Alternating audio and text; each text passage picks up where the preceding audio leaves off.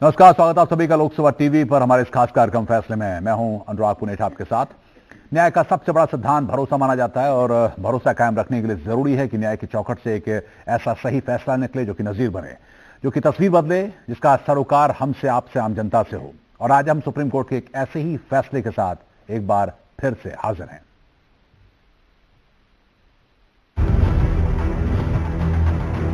न्यायालय हमेशा वही फैसला देता है जो सच्चा है। मैं उसको आदर सम्मान करता हूँ। बड़ा आदमी हो, छोटा आदमी हो, सबके लिए बराबर है कानून। सबके लिए एक जैसी है।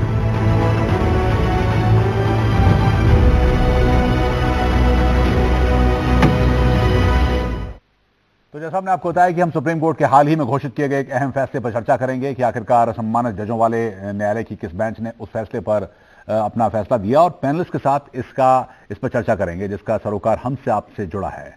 हम इस बात को भी जानने की कोशिश करेंगे कि इसके राजनीतिक, आर्थिक और सामाजिक पैमाने पर इस फैसले का असर क्या होगा। आज हम बात करने जा रहे हैं सुप्रीम कोर्ट के एक अहम फैसले की, जिसमें सुप्रीम कोर्ट ने कहा है कि अब जम्मू कश्मीर के केस भी देश के दूसरे हिस्सों में स्थानांतरित किए जा सकते हैं, यानी कि दूसरे हिस्सों में जो अदालतें हैं उसमें स्थानांतरित किए जा सकते हैं। मुख्य न्यायाधीश टी.एस. ठाकुर की अध्यक्षता वाली पीठ ने यह अहम फैसला सुनाया है।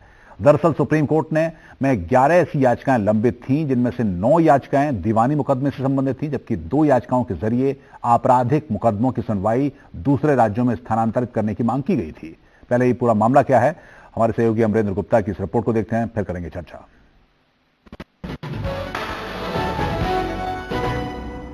सुप्रीम कोर्ट ने जम्मू कश्मीर राज्य से जुड़ा हुआ एक ऐतिहासिक फैसला दिया है।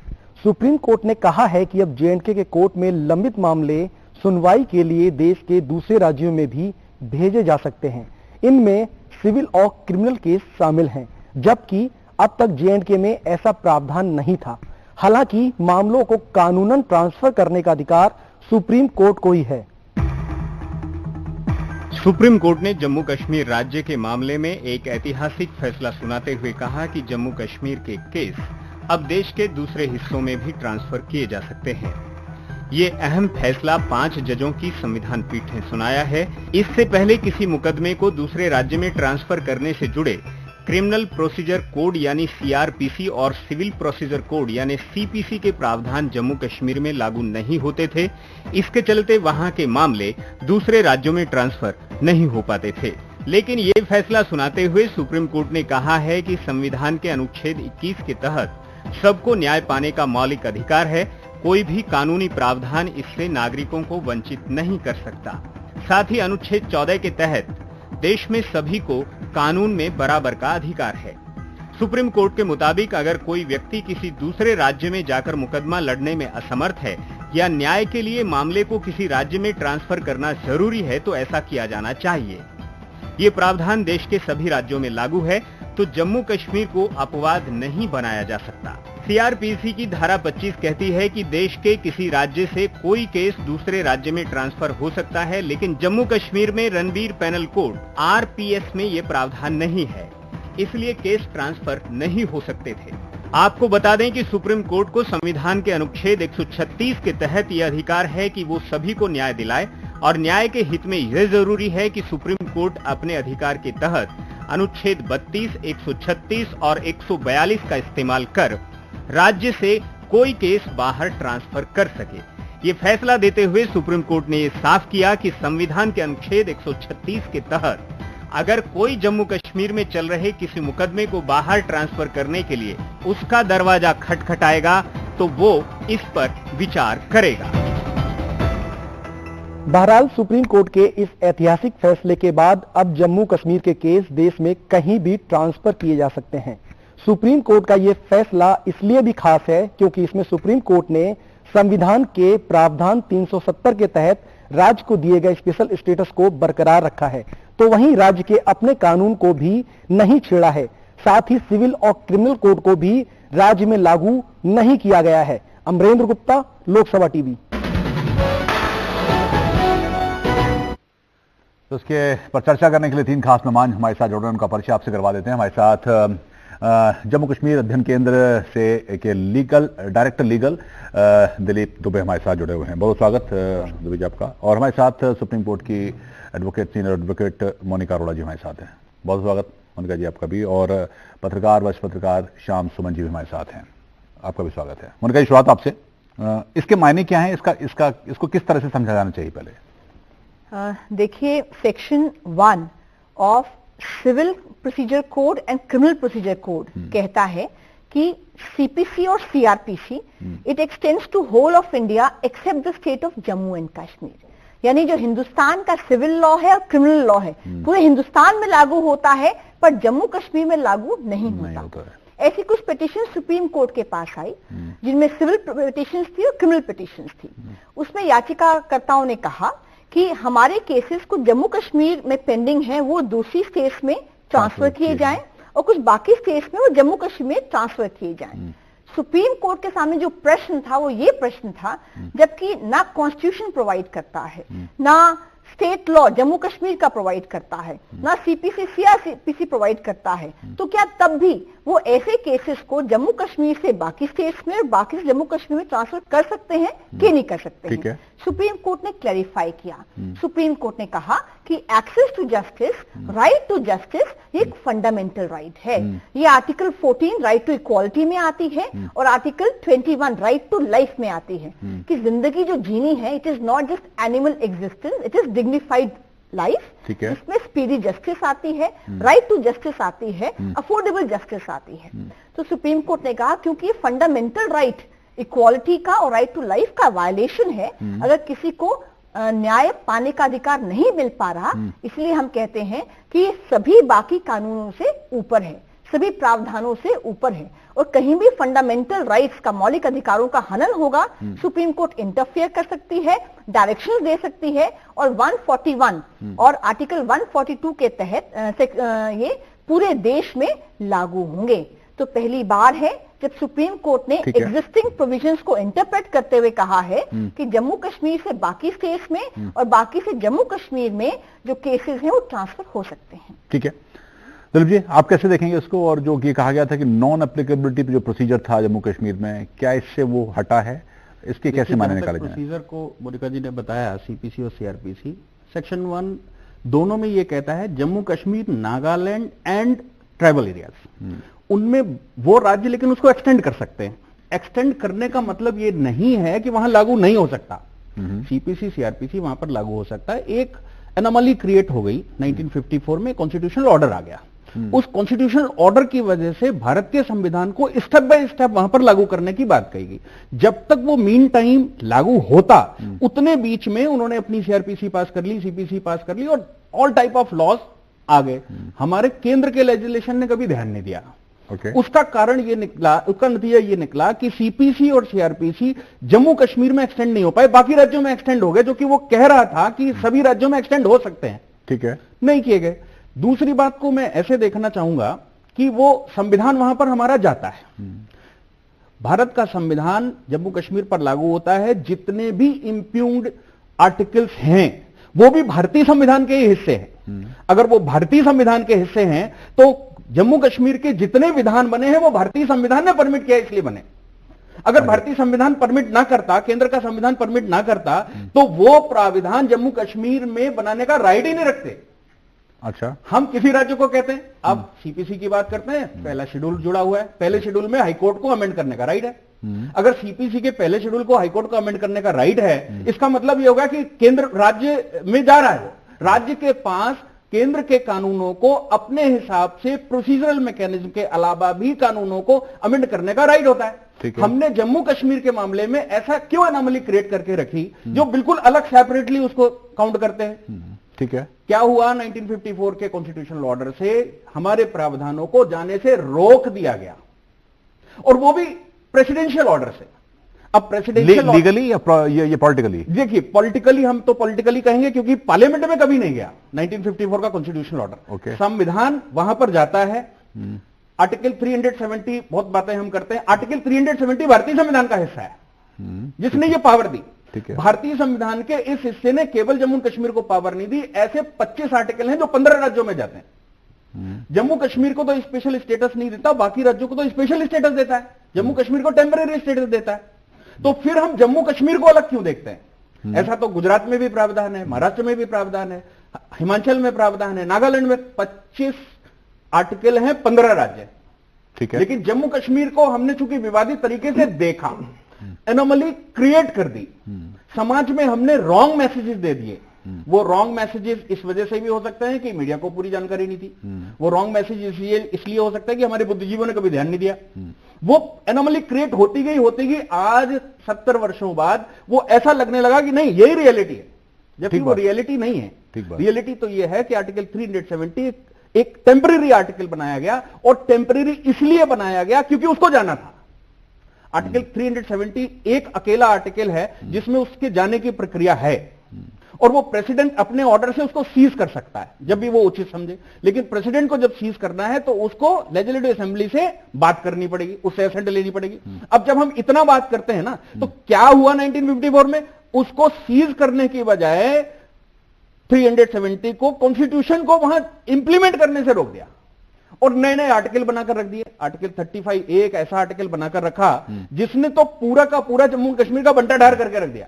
बीइंग ए रिसर्चर मेरी समझ आता है कि उस समय के लेजिस्लेशन ने ध्यान नहीं दिया, या असेंबली ने ध्यान नहीं दिया, या एक्सपर्ट ने ध्यान नहीं दिया। ठीक है, प्रॉब्लम इस पर मैं कुछ और पूछूंगा आपसे, लेकिन आपका रिएक्शन इस बारे में, इसको कैसे देखेंगे और क्या ये किस मामले में बताया, ऐतिहासिक है या रीइंटरप्रिटेशन है अपना? हाँ, जैसे कि मोनिका जी ने बताया, इन्होंने भी हिस्ट्री बता दी, लेकिन जो इसको कॉमन मैन के पॉइंट ऑफ व्यू से, एक न्याय के विचार के हिसाब से जो ये फैसला है, उस हिसाब से ऐतिहासिक है। मैं ये कहना चाहूंगा कि इस फैसले ने कोर्ट की जो पावर है उसको कोर्ट ने बताया है कि फंडामेंटल राइट जब आपका वायलेट होता है, मतलब कोर्ट ने ये किया है कि जो एक्सेस टू जस्टिस या न्याय तक पहुंचे आदमी की, वो पहुंच मतलब वायलेट ना हो, बाधित ना हो बीच में। अगर वो बाधित होगी तो सुप्रीम कोर्ट इंटरफेयर करेगा, चाहे वो वहां पे वो कानून है या नहीं है। जैसे कि वो ट्रांसफर के कानून सीपीसी की धारा 25 और सीआरपीसी की धारा 409 वहां पे लागू नहीं होती, जिसके तहत सुप्रीम कोर्ट केसेस ट्रांसफर करता है। अमर गुप्ता जी ने भी बताया था। तो उन्होंने यही आर्ग्यूमेंट रखा था कि साहब ये तो प्रोविजन ही नहीं है हमारे यहाँ, आप कैसे ट्रांसफर कर सकते हैं। इसके अलावा 139A जिसके तहत हाई कोर्ट से मैटर दूसरे हाई कोर्ट में ट्रांसफर करता है सुप्रीम कोर्ट, वो पावर भी नहीं है क्योंकि वो आर्टिकल वहां लागू नहीं होता। तो कोर्ट ने कहा हम उसमें जा ही नहीं रहे हैं। हमारे सामने सवाल ये है कि एक्सेस टू जस्टिस उस व्यक्ति को मिल रहा है कि नहीं मिल रहा है। अगर एक्सेस टू जस्टिस नहीं है देन अंडर आर्टिकल 142 हम इंटरफेयर करेंगे, और 142 ये कहता है सुप्रीम कोर्ट को असीमित असाधारण शक्तियां हासिल है उसके तहत। यानी कि अगर कहीं पे कोई कानून एग्जिस्ट नहीं कर रहा है तो भी कोर्ट उस वैक्यूम में जाकर के ऑर्डर पास कर सकता है। कोर्ट ने वही किया है उसमें। ओके, कि अगर आर्टिकल दूसरा आर्टिकल 32 जिसमें कि मौलिक अधिकारों का संरक्षण सुप्रीम कोर्ट को दिया गया है कॉन्स्टिट्यूशनली, वो प्रोटेक्टर है मौलिक अधिकारों का। तो कोर्ट ने कहा जब एक्सेस टू जस्टिस अगर प्रभावित हो रहा है तो उस टाइम पे हम इंटरफेयर करेंगे। और अगर कोई भी प्रोविजन नहीं है, आर्टिकल 136 भी आप एसएलपी के जरिए नहीं आ सकते, तो 132 में रिट पिटीशन के जरिए आप ट्रांसफर पिटीशन करवा सकते हैं। यानी कि हम मैटर ट्रांसफर करेंगे अगर हम देखेंगे कि अगर वास्तव में आपको न्याय नहीं मिलेगा उस राज्य में, अगर आपका मुकदमा वहां पे ट्रायल हुआ। ठीक है, तो ये है। ठीक है, एक वक्त छोटे से ब्रेक का चला है। ब्रेक के बाद इस चर्चा को हम आगे बढ़ाएंगे और समझने की कोशिश करेंगे दरअसल इसके मायने क्या क्या निकल सकते हैं। न्यायालय हमेशा वही फैसला देता है जो सच्चा है। मैं उसको आदर सम्मान करता हूँ। बड़ा आदमी हो छोटा आदमी हो सबके लिए बराबर है कानून, सबके लिए एक रहती है।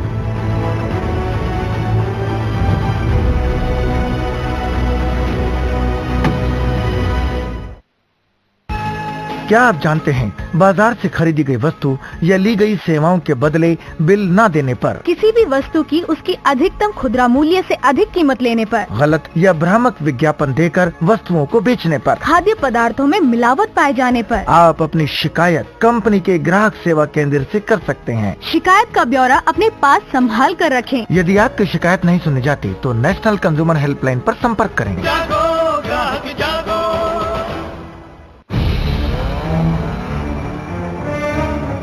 बिना हेलमेट बाइक की सवारी, याद रखिए हेलमेट ना हो तो सड़क पर सिर और तरबूज में कोई फर्क नहीं।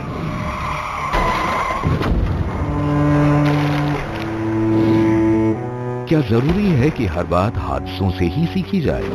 हेलमेट पहने, सुरक्षित चलें। सड़क परिवहन और राजमार्ग मंत्रालय द्वारा जनहित में जारी। क्या आपके साथ भी ऐसा हुआ है? ग्राहक होने के नाते धोखा? क्या आप चुपचाप सहन करके बैठ जाते हैं या अपने हक की लड़ाई लड़ते हैं? मेरे साथ भी धोखा हुआ। बस अपनी शिकायत लिखी अपोजिट पार्टी के फैक्ट और डॉक्यूमेंट्स के साथ कंज्यूमर फोरम में जमा कर दी। न वकील की फीस लगी और फैसला भी 3 महीने में आ गया। आप भी सोचिए मत, अपने हक की लड़ाई कंज्यूमर फोरम में लड़िए। जब कार एक्सीडेंट होता है और यदि बच्चों ने सीट बेल्ट न पहनी हो या वो बच्चों के लिए खास बनी कार सीट में सुरक्षित न हो तो एक्सीडेंट में उन्हें सर्वाधिक चोट लगती है।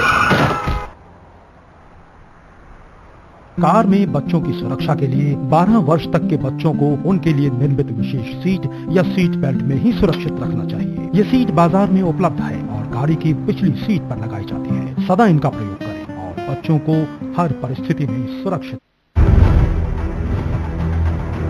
न्यायालय हमेशा वही फैसला देता है जो सच्चा है। मैं उसको आदर सम्मान करता हूँ। बड़ा आदमी हो छोटा आदमी हो सबके लिए बराबर है कानून, सबके लिए एक रहती है।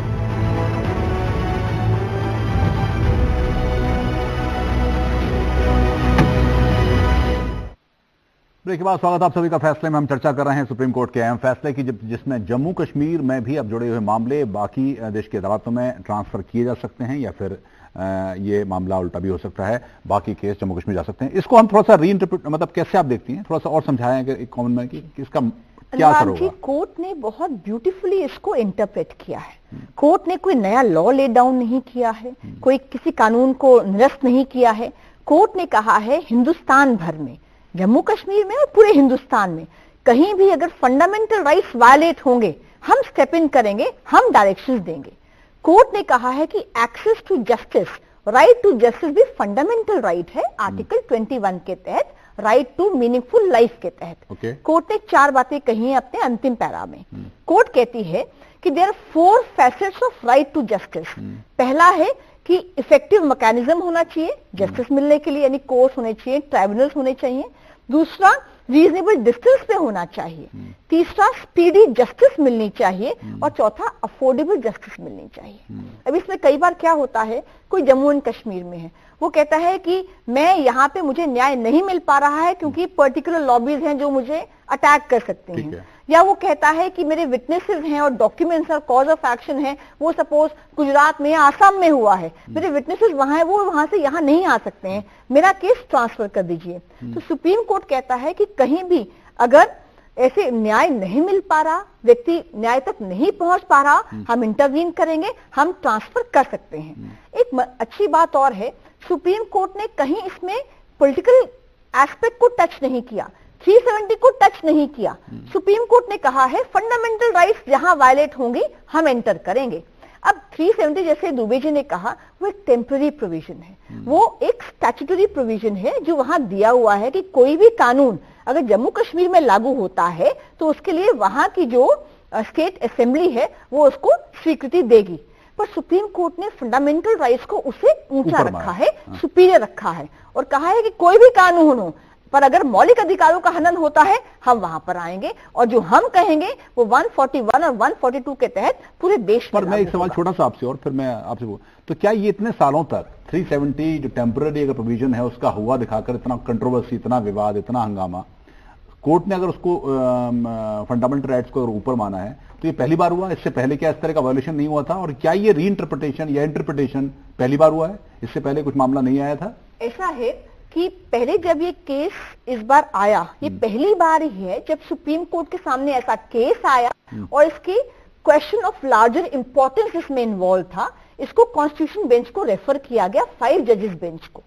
उस 5 जजेस बेंच ने इस पर पूरा एप्लीकेशन ऑफ माइंड हुआ है, जितने लॉज हैं। और आप देखिए शुरू से आखिर तक जो जजमेंट है बहुत सिंपल जजमेंट है और कितने तरह की जजमेंट्स को कोट किया है। हुसैन आरा की जजमेंट को कोट किया है कि स्पीडी जस्टिस होनी चाहिए, मेनका गांधी की जजमेंट को कोट किया है कि इसमें रीजनेबल और फेयर होना चाहिए मैकेनिज्म और life to live with dignity होनी चाहिए। तो सुप्रीम कोर्ट ने अपना माइंड अप्लाई करने के बाद पहली बार इस इशू पर एजुडिकेट किया है। ठीक है दिलीप, आप किसे देखेंगे इसके इंप्लीकेशंस, मतलब सोशल या पॉलिटिकल? एक बात मैं पहले संशोधन कर दूं। एक केस सुप्रीम कोर्ट में 1987 में डिसाइड हुआ था बच्चनलाल कलकोत्रा का। किस सन में? 1987। ओके। बच्चनलाल कलकोत्रा के नाम से था। वेस्ट पाक रिफ्यूजीज जो वहां पर रह रहे हैं उन वेस्ट पाक रिफ्यूजीज को आज तक सिटीजनशिप, वहां वो लोकल डोमिसाइल नहीं बनाया, उनको भारतीय सिटीजनशिप है लेकिन वो डोमिसाइल नहीं बने। वो डोमिसाइल नहीं बने, इस बात पर केस आया था कि साहब हमको डोमिसाइल बनाओ, मेरी तीसरी पीढ़ी चल रही है। और भारतवर्ष में 5 वर्ष में अगर आप रहते हैं तो ऑटोमेटिकली सिटीजनशिप आपको मिल जाती है, तो डोमिसाइल क्यों नहीं मिलेगी स्टेट की? मनमोहन सिंह जी स्टेट पार करके इधर आ गए तो प्रधानमंत्री बन गए, और जो स्टेट में रुक गए वो आज तक वहां वोट नहीं डाल सकते, पंचायत के चुनाव नहीं लड़ते। इस बात पर सुप्रीम कोर्ट जब आए तो सुप्रीम कोर्ट ने एक डायरेक्शन इशू किया था केंद्र को भी और राज्य को भी, और सुप्रीम कोर्ट ने कहा था कि भाई इस पर लेजिस्लेशन बनाइए और काम करिए। आज तक ना केंद्र ने ना राज्य ने उसको ध्यान दिया। शायद अब सरकार दे, पता नहीं, सुप्रीम कोर्ट के जजमेंट्स के बाद। लेकिन एक बात मैं कहना चाहूंगा कि फंडामेंटल राइट्स तो जम्मू कश्मीर जाते हैं, फंडामेंटल राइट्स तो पूरे इंप्लीमेंट होते हैं। अगर फंडामेंटल राइट्स इंप्लीड होते हैं वहां जब, तो आप ये कैसे कह सकते हैं कि साहब article 139A is the inferior than article 21 और आर्टिकल 20 और आर्टिकल 14 और आर्टिकल 32? तो जब 32 में मुझे राइट है कि सुप्रीम कोर्ट मुझे सुनेगा और मुझे रेमेडी देगा, तो 139A में आप कहते हैं कि वहां नहीं जा सकते, तो ऐसा कैसे हो सकता है? इसलिए सुप्रीम कोर्ट ने 32 को पावर देते हुए, 32 की पावर इस्तेमाल करते हुए रेमेडी दी है। और ट्रांसफर पिटीशन, ये सच के मतलब ये बात ठीक है कि ट्रांसफर पिटीशन शायद अभी तक सुप्रीम कोर्ट नहीं आई तो उसमें ठीक है। अब चूंकि समय थोड़ा कम है, लिहाजा और समझने की इसके जो इंप्लीकेशंस हैं, सोशल या पॉलिटिकल इंप्लीकेशन, जो मन में सवाल आता है कि क्या ये 370 का एक तरह से हटाने की दिशा में कुछ कदम है, या वहां पर एक तरह से जो काम पॉलिटिकली अभी तक नहीं हुआ, क्या कोर्ट ने अपनी इस इंटरप्रिटेशन से एक तरह का रास्ता दिखाया है या एक नई डिबेट को जन्म दिया है? आप कैसे देखते हैं इसको? देखिए, ये इसके पॉलिटिकल और सोशल इंप्लीकेशन में नहीं जाते हम, लेकिन कॉमन मैन को इससे क्या फायदा हुआ है उस पर हम जाते हैं। लेकिन जो आपने कहा कि ठीक है कि ये कॉमन कानून की तरफ एक रास्ता जाता है, लेकिन मेरा ये मानना है कि उस तरफ बिल्कुल नहीं है, क्योंकि कोर्ट ने 370 और कोर्ट जो राज्य के स्पेसिफिक लॉ हैं उनको टच नहीं किया है। कोर्ट ने कहा कि हम उनकी तरफ नहीं जाते क्योंकि हमें पावर है 142 में। मैं आपको एक एग्जांपल देता हूं कि कोर्ट ने एक बार एक ऐसा केस आया कि एक मैट्रिमोनियल डिस्प्यूट था, जिसमें कोर्ट ने दोनों के पास ये था कि भाई उस एक साथ नहीं रह सकते, तो एक प्रोविजन है, मतलब वो बना नहीं है, वो लॉ में आया नहीं है, लेकिन कोर्ट ने उसको उसमें डाल दिया कि इर्रिट्रीवेबल ब्रेकडाउन ऑफ मैरिज। ओके, वो उसके ऊपर अभी बहुत बहस चल रही है और उसको लेने की बात चल रही है, लेकिन कोर्ट ने कहा कि ये इर्रिट्रीवेबल ब्रेकडाउन ऑफ मैरिज का केस है, क्योंकि इसमें कानून नहीं है। तो 142 के तहत कोर्ट ने कहा कि नहीं ठीक है, दोनों आदमी एक साथ नहीं रह सकते, तो कोर्ट ने वो मैरिज को डिसॉल्व कर दिया। वही पॉइंट इसमें 142 में कोर्ट ने किया है। कोर्ट ने कहा कि जो आप बता रहे हैं कि जो उनके अपने कानून है सीपीसी और के जो इक्विवेलेंट है, हमारी इक्विवेलेंट है, हाँ आरपीसी और सीपीसी, तो उन्होंने कहा कि आपके यहाँ कानून में नहीं है।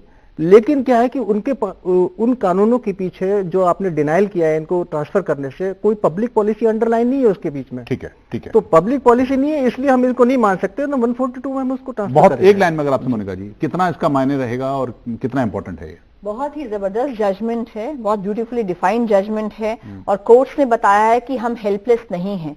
कहीं भी देश के नागरिकों के मौलिक अधिकारों का हनन होगा, हम स्टेप इन करेंगे, हम निर्देश करेंगे, और निर्देश जम्मू कश्मीर सहित पूरे देश पर लागू होंगे। इसको ऐसे कह सकते हैं कि कोर्ट ने अपनी सुप्रीमेसी एक बार फिर शो करी है कि जहां पर कुछ डिसीजन नहीं हो उसको इस तरह से देख सकते हैं। ऐसा है, जो गैप होते हैं उन गैप्स में सुप्रीम कोर्ट को लॉ बनाने का राइट होता है। अच्छा। ये लॉ नहीं बनाया, ये इंटरप्रिटेशन है। हाँ। और इंटरप्रिटेशन करते समय फंडामेंटल राइट्स वहां जाते हैं, फंडामेंटल राइट का इंप्लीमेंटेशन होना चाहिए, और फंडामेंटल राइट्स अगर किसी के वायलेट होते हैं तो वो पूरे देश में सबके, इसलिए उसने सीधा सीधा बोला, कोई बीच में इफ बट नहीं है। ओके, एक लाइन में मैं ये कहूंगा कि एक तरह से एक डायरेक्शन में एक बहुत बड़ा कदम ये है कि एक रास्ता तो कोर्ट ने खोला है कि J&K अनटचेबल नहीं है, कि कोई भी लॉ वहां पे जाएगा या नहीं जाएगा, लेकिन कोर्ट ने कहा कि हमारे पास एक कसौटी है फंडामेंटल राइट की, उस पर हम कसेंगे। मैं यही तो समझने की इतने कोशिश कर रहा हूं कि अभी तक ये बता के एक तरह का आप मिस इंटरप्रिटेशन कह लीजिए कि मीडिया को नहीं पता, बुद्धिजीवियों ने डिस्कस नहीं किया। अब तक ऐसा लगता था कि जम्मू कश्मीर अनटचेबल, यहां पर हिंदुस्तान का कानून कि बहुत सीमित है, यहां पर कि लागू नहीं होता। कोर्ट ने एक तरह से वो रास्ता दिखा दिया कि हो सकता है। नहीं, रिट पिटीशन तो, रिट इन ज्यूरिडिक्शन तो कोर्ट का ऑलरेडी वहां पे चलता है। आपको याद होगा जब जम्मू कश्मीर बाढ़ आई थी तो सुप्रीम कोर्ट ने यहाँ पे आर्टिकल 32 पिटीशन एंटरटेन करके वहां पे डायरेक्शन दी थी। तो कोर्ट ने यही इसमें कहा है कि रास्ता है, मतलब चलिए समय खत्म वाला, लिहाजा रोक रहा हूँ। बहुत धन्यवाद उनका, आपको धन्यवाद, दिल भी आपका बहुत धन्यवाद। तो एक ऐतिहासिक फैसला और इस तरह का रास्ता खोला है, अपनी तमाम चीज़ों को जो अभी तक मिस इंटरप्रिटेशन थे उसको कम से कम दूर करने की कोशिश की है, और बहस होगी, नया रास्ता निकलेगा, ये वक्त भी बताएगा, लेकिन एक ऐतिहासिक फैसला इस खास कार्यक्रम में इतना ही। नमस्कार।